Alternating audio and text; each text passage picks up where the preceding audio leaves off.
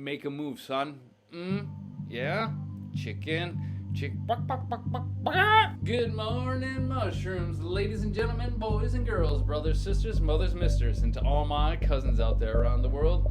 It's time to plug in. Let's get the train chugging. Trump takes a victory lap while deceiving the nation over the pandemic. As usual, we got a few definite articles that are missing in action. The nation over the pandemic and a victory lap for an indefinite article, but a victory lap. That's it comes from car racing, especially the NASCAR or Indy 500. After the person wins the race, typically they go around the track one more time, giving all of the fans a chance to salute them, to wave, to clap, and cheer for them. And so he's taking a victory lap while deceiving the nation over the pandemic. Yes, he is deceiving the nation. He's tricking them. He's fooling them. It's no big deal. Still trying to play the same tired old story that which everybody pretty much knows not to be true. To deceive someone, to trick someone often into doing something or into not doing something. For example, giving their money or voting for him. All right, let's move on. Caption below. Amy Coney Barrett's confirmation secured a conservative majority on the U.S. Supreme Court, but the pomp of Trump's victory couldn't disguise the pandemic.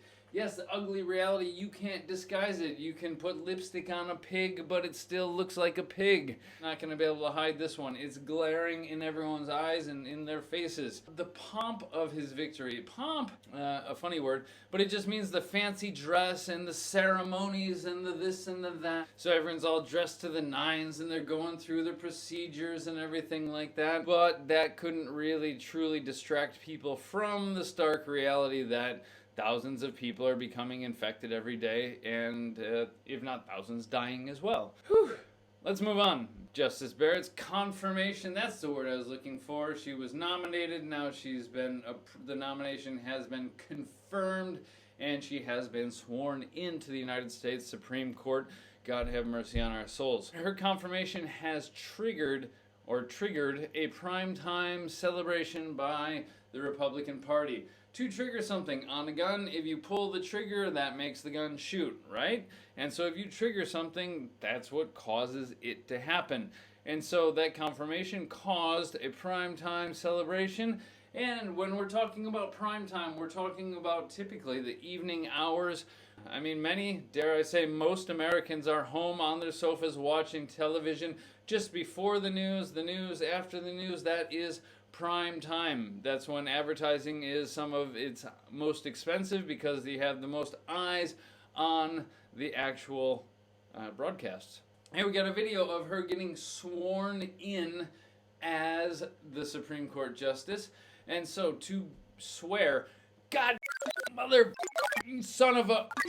Self-censored there a little bit. That's often what people know as to swear, but in this case they put their hand on the Bible and the other hand in the air and they say, like in court, I swear to tell the truth, the whole truth, and nothing but the truth, so help me God. To swear something is like to make a promise. You'll hear people say, I swear on my mother's grave, I swear on my ancestors' bones, I swear on my family name. You're promising that what you're about to say is true or that you will do what you're saying you will do. In most jobs, you don't get sworn in, you just sign a contract. But moving on. Uyghurs are desperate for some action in Xinjiang. Again, as always, pardon my pronunciation. Some say only Trump can help. Well, that is maybe possible because of the economic power, but he's also blown any sort of goodwill that we have with China, and Trump doesn't exactly have the best track record on helping Muslims. Black voters are turning out in huge numbers across the U.S. That means they are participating in the elections. Normally, when we're talking about attendees of a party, there was a huge turnout. It was a much bigger turnout than I ever expected. A lot of people turned up, which means arrived, but the turnout usually talking about participation in some sort of event. In this case, the election. That's it. There's lots of meanings for the phrasal verb turnout, but we're sticking with what we got in the headlines right here, right now. So, let's roll. Next up, India is to sign a defensive agreement with the U.S. following the Himalayan standoff with China. That's right, there has been a standoff and even some little skirmishes, exchanging fire back and forth. Right now it's just a standoff. There's an imaginary border between the two of them, and they're just squared up to each other, looking each other in the eye going, what? What? I dare you. Make a move, son. Yeah? Chicken. A standoff is when two people there is no flexibility, neither of them will budge, not an inch, not a centimeter. And they're just staring each other in the eye, both of them refusing to back down from their position, whatever that may be. All right, a standoff. Cool. Sometimes you hear a face-off as well, like in hockey, but it's because they're standing face-to-face, eye-to-eye, toe-to-toe. Me and my friend Joe. All right, there have been calls to boycott French products after Macron backed the Muhammad cartoons. As you know, the teacher was beheaded as a result of showing the Muhammad cartoons in his class as a part of ongoing dialogue about history. And Macron has defended the teacher and the ability to show the cartoons in the classroom, and so now a lot of the Islamic world is boycotting French products. Remember, boycott means to refuse to pay for services or do business with somebody as a form of protest, eventually trying to affect change. And it comes from a guy named Charles or James Boycott back in Ireland in the 17 or 1800s. Interesting little piece of information. Read up on it. But yes, they have been calling to boycott. They've been calling for boycotts. For a noun or followed by an infinitive, called to do something. All right, cool. I don't know, that's about that. Let's move on. Thieves, robbers have stripped a vineyard of its grapes. Apparently they're going to make their own wine? I don't know. But to strip something of something else. Yeah, to strip is to remove things. You could strip a bush of its leaves, just strip a vine of its grapes. You can strip a person, taking their clothes off. Also, sometimes people will strip a car. They'll steal a car and then disassemble it, stripping it of parts and then leaving the skeletal remains behind. All right, that's it. Moving on to some fight the power and my Polish women. They are storming cathedrals and disrupting church services in protest of the abortion ban. More power to you, solidarity. They are storming cathedrals. If you're storming something, you're invading it in a forceful fashion. They're coming in mass, kicking down the door if necessary, and chanting, shouting, protesting this abortion ban for the regressive slide of Catholicism, especially in society in Poland, into quasi-medieval sort of... moving on. A British study shows evidence of waning immunity to COVID-19. And so, yes, your body, even when you recover, fingers crossed you do, if you recover, your body will produce antibodies, then allowing you to have immunity to the virus. However, the researchers are finding that it is waning over time to becoming less and less effective, or less strong over time, just like we had on the news yesterday, to dwindle. Or if you look at my intro on YouTube, I've got a whole bunch of words for reductions, becoming less effective or smaller over time, to dwindle, to ebb, to wane, to diminish, etc. It's also the verb that we use, and the adjective that we use for when the moon is getting smaller. However, right now, the moon is waxing, getting larger and larger in the run-up to the blue moon, which will be a full moon on Halloween, the 31st of October. Cool, I guess. Can antimicrobial garments actually defend against COVID-19? Garments are clothes. That's it. Yeah, garments are clothes. Moving on. The stats that set Lewis Hamilton apart from Michael Schumacher, to show the difference between two things, but also when we say to set something apart from the rest, it doesn't mean just different, it also usually means better than. And so what sets him apart from Michael Schumacher? I don't know. I don't follow Formula One. I have not read a single article about any of this stuff this year. And so if you do, let me know, because I'm curious. Thanks. Obama gives the best reason to dump trump. Now, to dump something means to take a large quantity of something and just let gravity take it into one place. Now, that's what we do with most of our garbage. Sadly, we dump it into holes in the ground, which is a landfill, or also known as a dump. All right, ta-da! And so, if we're gonna dump something, it implies just, and I mean, if you dropped him, he probably would fall like a big old fat sack of potatoes, but it implies getting rid of him like garbage. Yeah.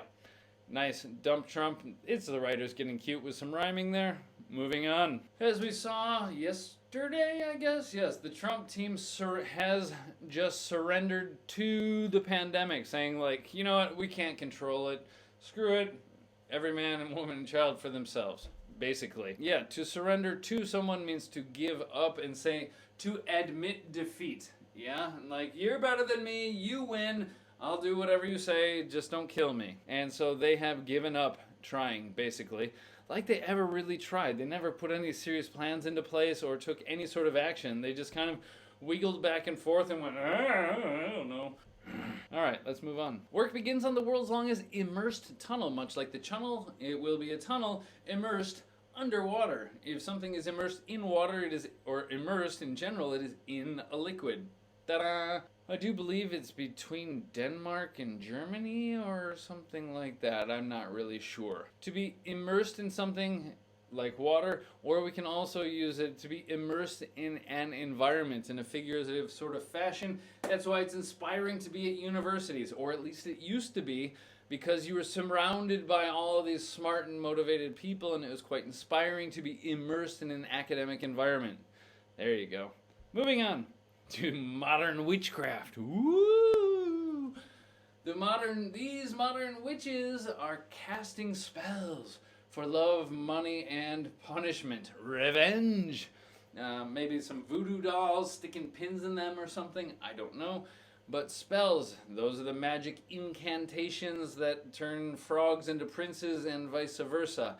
And when we cast our spells, to cast, it means like in a fishing rod. Bloop. Yeah, to cast is another way to say throw, basically. And so, yes, when I put my hand up, it casts a shadow on my face, or this light, well, it's casting light upon me, which is then in turn casting a shadow upon the wall there. You can't see that, but trust me. All right, so like throwing magic for love, money, and punishment. It looks pretty serious. Hocus pocus. Please don't punish me though, witches. Life is tough enough as is an unemployed English teacher. Alright, conservatives push to discredit Facebook, Twitter, and Google just days before the election. To discredit somebody or something means to say things or do things so that they suffer from a loss of respect or a loss of believability, dare I say, credibility. And that head explosion was not in disbelief, it was just in frustration. Record turnout for Black Americans in this election. Yes, Black Americans are flocking to the polls for what many say is the most important election of their lives. We've had this verb to flock many times. A group of birds is a flock, and the people were flocking to the beaches, coming in mass. Yeah, large quantities, large numbers.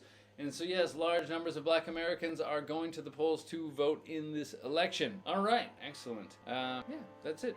Those were the headlines for today, the 27th of October. That's a Tuesday if you weren't paying attention. All right, and so for English Otherwise, that was Breaking Down the News. Thanks everybody for tuning in. If you're watching on YouTube or other platforms, please click the like, follow, subscribe, little bell and notification icons to make sure you don't miss any sort of content or anything like that. And if you know somebody else who might stand to benefit from what we do, please pass us along to a friend. Click the little share things and send us out into the greater world. I'll be on again tonight at 8 p.m. for some crossword. It's always a good time. Come help us puzzle it out. It's probably going to be a toughie tonight. We got phrasal verbs, culture, trivia, history, a lot of random knowledge wrapped up into a little linguistic adventure. We got a good crew involved, and trust me, it'll be worth your time. Other than that, it's breakfast time for me, and so I wish you a beautiful start to your day or an end. depending on where you might be. That's looking at you, Samuel. All right. Have a beautiful night, morning, day, whatever. Talk to you later. Bye-bye. Stop the stream.